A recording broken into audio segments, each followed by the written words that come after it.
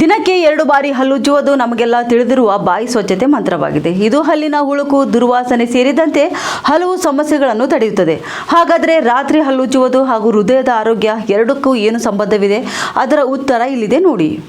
ರಾತ್ರಿ ನಿದ್ದೆ ಬಂದು ಬಿಡ್ತು, ಹಾಗಾಗಿ ಹಲ್ಲುಜ್ಜಲು ಮರ್ತೆ ಹೋಯ್ತು ಎಂಬುವ ಸಬೂಬು ನೀಡಬೇಡಿ. ಇದು ದೀರ್ಘಾವಧಿಯಲ್ಲಿ ನಿಮ್ಮ ಹೃದಯದ ಆರೋಗ್ಯಕ್ಕೆ ಹಾನಿ ಮಾಡಬಹುದು, ಇನ್ನು ಹೃದಯಾಘಾತಕ್ಕೂ ಕಾರಣವಾಗಬಹುದು ಎನ್ನುತ್ತಾರೆ ತಜ್ಞರು. ಡಾಕ್ಟರ್ ಕುನಾಲ್ ಸೂದ್ ಎಂಬುವವರು ಇನ್ಸ್ಟಾಗ್ರಾಂನಲ್ಲಿ ಒಂದು ರೀಲ್ ಹಂಚಿಕೊಂಡಿದ್ದು, ಅದರಲ್ಲಿ ನಿಮ್ಮ ಬಾಯಿ ಆರೋಗ್ಯ ಎಷ್ಟು ಮುಖ್ಯ ಎಂಬುದರ ಬಗ್ಗೆ ವಿವರಣೆ ನೀಡಿದ್ದಾರೆ.